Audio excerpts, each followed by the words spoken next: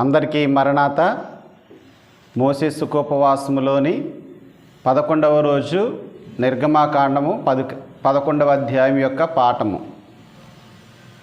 దేవుని కటాక్షం వలన వచ్చు ఆశీర్వాదము మనకు అనుగ్రహించునుగాక. ఆమేన్.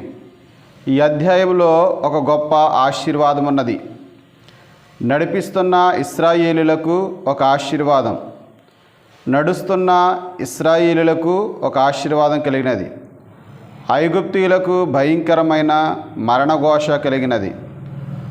3 విషయములు: ఒకటి అనుగ్రహము, రెండవది ఆధిక్యత, మూడవది ఆగ్రహము.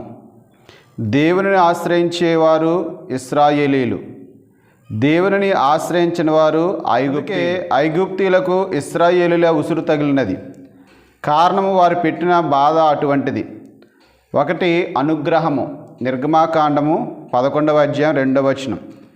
దేవుడు అనుగ్రహిస్తాడా? మనము అనుగ్రహిస్తామా? అందుకే దైవజనులు చెప్తూ దేవుడు లేని చోట పుట్టిస్తాడు అని అన్నారు. మనీ లేకపోతే మనీ పుట్టిస్తాడు. రెండవదిగా దైవజనులు చెబుతూ దేవుడు ఐగుప్తీయులకు కటాక్షం కలిగించాడు. దేవుడు ఐగుప్తీయులకు చొరవ కలిగించాడు. విశ్వాసులారా, దేవుని మాట వినని వారికి కూడా కటాక్షం చూపిస్తారా? ఇశ్రాయేలీలు అడిగారు, తీసుకున్నారు. ఇశ్రాయేలీలు చాలా చాకచక్యముగా అడిగారు. అనగా ఐగుప్తీయులు వారు కొన్నటి వాటిని ఇచ్చే విధంగా అడిగారు. పాలిచ్చే గేదె దగ్గర పిండుకుంటారు. అలాగే ఐగుప్తీయులు ఇచ్చే మనసు కలిగి ఉన్నారు.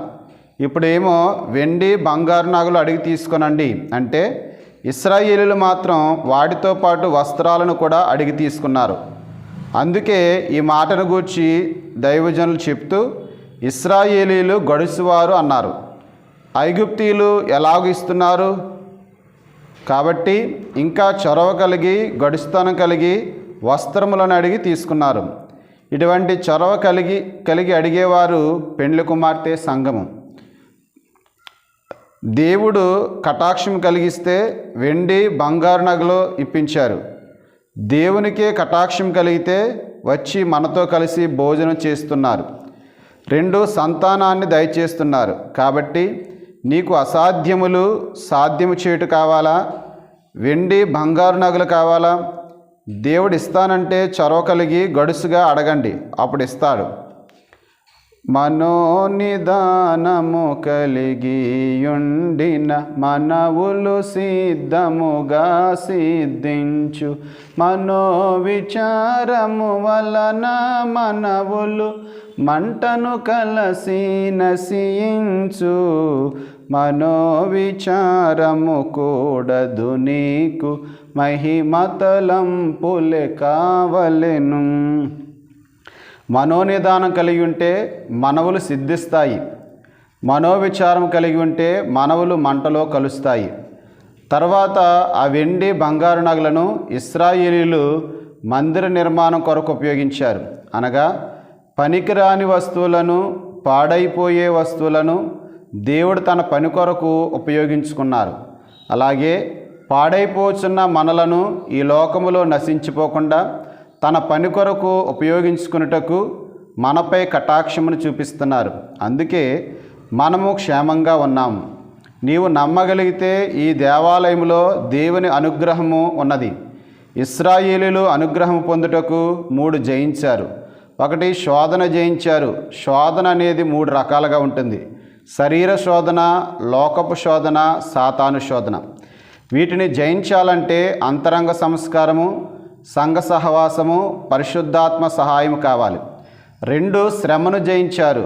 3 బానిసత్వాన్ని జయించారు. గనుకనే దేవుని అనుగ్రహమును పొందారు. ఆ 3 మనకు కూడా ఉంటే ఖచ్చితంగా దైవానుగ్రహము దొరుకుతుంది. రెండవది ఆధిక్యత. నిర్గమాకాండం 11వ అధ్యాయం 3వ వచనము. 10వ అధ్యాయంలో మోషేను చూచి ఫరో సేవకులు వీడు మనకు ఉరిగా ఉన్నాడు అని అన్నారు.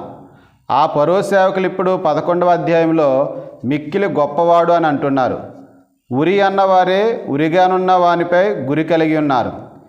ఎవరు అందుకోలేనంత ఆధిక్యతలో మోషేను దేవుడు ఉంచే అందరి దృష్టికి గొప్పవాడాయను, గొప్పవానిగా దేవుడు చేసెను. 3 ఆగ్రహము. నిర్గమాకాండం 11:8. ఐగుప్తీయులు దేవుని ఆగ్రహమునకు గురయ్యారు. దేవుని మాట వినని వారు దైవానుగ్రహము పొందరు. దేవుని మాట వినని వారు దైవానుగ్రహమునకు గురయ్యారు. కాబట్టి ఏమీ లేని కాలములో దైవానుగ్రహము పొందుతాము. అన్నీ ఉన్నప్పుడు, సౌకర్యాలు ఉన్నప్పుడు, ఎక్కువైనప్పుడు దేవుని ఆగ్రహమునకు గురి అవుతాము. ఆగ్రహం వలన కలిగిన నష్టము, ప్రతి ఇంటిలో జ్యేష్ఠ కుమారుడు చనిపోయిన దైవజనులు చెప్తూ ఐగుప్తీయులు బాలాధిక్యతను కోల్పోయారు అని అన్నారు. గనుక దైవానుగ్రహమునకు గురి కాకుండా, దేవుని ఆగ్రహము తెప్పించకుండా దైవానుగ్రహము పొందే భాగ్యము క్రీస్తు ప్రభు మనకందరికీ అనుగ్రహించునుగాక. ఆమేన్. అందరికీ మరణాత.